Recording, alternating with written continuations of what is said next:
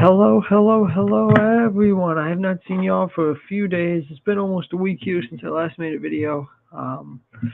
Decided to take the week off. Had some stuff going on that I wanted to do, but now we are back and we are going to be doing this week. We're going to be doing a ton of videos to catch up on stuff that I've missed. I do want to say thank you to everybody who has watched my videos. I've noticed that the views have slowly been going up, so I appreciate that. I know one video I did, I think, got like 24 views, so I very much appreciate that. And we will now be doing videos more consistently, so look for them to start coming out at a faster rate and more consistent rate than I have been doing. And yes, this week it's going to be college football. Then I'm also going to go tomorrow. I'm going to do the Bears game review, which was a wild game against the Bengals. I'll also be covering Michigan beating, I believe it was Purdue. They beat Purdue by 3 points. So, we'll get into that. And then we'll also be doing a few other things as well. But let's get into this video. This one has been a long time coming. I promised you guys this for a while. I'm going to get into it here. So, 1873 season of college football. So last time we left off, Princeton and Yale were the co-champions here in 1872. So this year we get into 1873. Question is, does Princeton repeat again as the champion? Well, I can tell you this. Yes, they do. Princeton now becomes I believe now this is a 4-time champion here. Yes, it is. They're now a 4-time champion. Yale is now a 2-time champion, and this is still in the early stages of their dynasties that they have, because remember back then it was mostly the Ivy League schools. So 1873 had no clear-cut champion, with the official record books listing Princeton and having been national champions. Organized collegiate football was first played in the state of Virginia this year. Washington and Lee defeated VMI, and students at the University of Virginia were playing pickup games as early as 1870, and some accounts even claim it organized a game against Washington and Lee, named after George Washington and Robert E. Lee. So I'm not going to go any more into that because it's not a politics channel, but you can decide what you want for that. But no official record has been found of the score of this contest. So it could have happened, could not have. It can be like a nice little headcanon over there that in 1870 Virginia played Washington and Lee, but since they can't find the record, if you find it, let them know.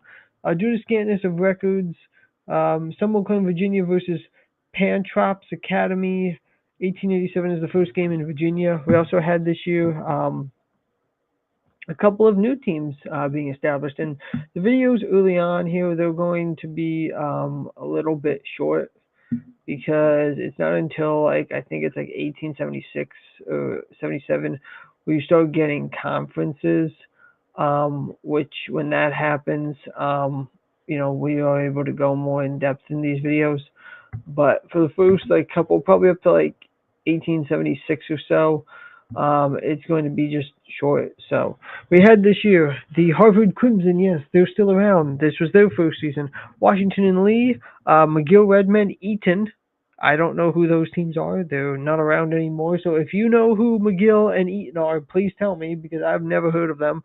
We had the CCNY Lavender, the NYU Violets, sorry about that, my thing went off. The VMI Cadets, who are still a team, but they're in the FCS level. And then we had the Princeton Seminary, or as they're now known as, the Princeton Seminary. I don't know who they are, but I guess that they're not really good. And then we had New Jersey AC. So Princeton won their only game of the year. They beat Yale in the rivalry 3-0. Harvard was 1-1. They beat McGill, and then they tied McGill. Then you had Washington and Lee, who was 4-0. Yes, beat VMI in the other game that they played. So Stevens, Yale, Columbia. Stevens was 3-1. Yale was 2-1. Columbia was 2-1. Rutgers was 1-2. McGill was 0-1. Eaton 0-1. CCNY was 0-1. New Jersey AC 0-1. NYU 0-1. Princeton Seminary was 0-1, and VMI was 2. So yeah, not really too much else here to say other than that. But yeah, Princeton, this is their 4th title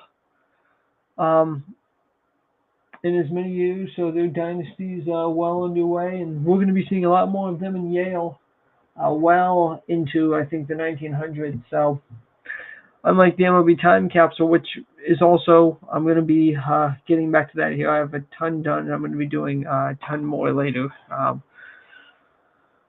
Yeah, there's 14 total teams at this point, but not a lot to say other than Princeton's the champion again, and we'll have to see how they do next time.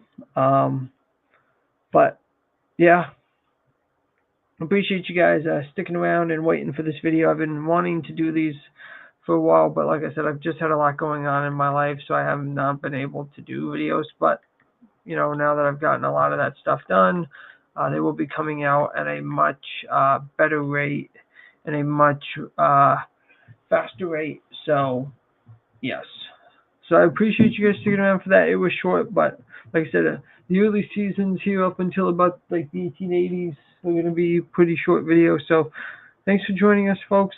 Glad to be back. Glad to be back here with you all. Be sure to subscribe to Sports Talk Live here on YouTube. Twitch, I'm still working on a few things for that. That's why I've not officially brought it back yet, but we will be getting back into that, so do not worry. I still have plans to bring it back for streaming and making videos on there as well. But until then, I will see you guys soon, and thank you. And be sure to subscribe, and I will see you guys really soon.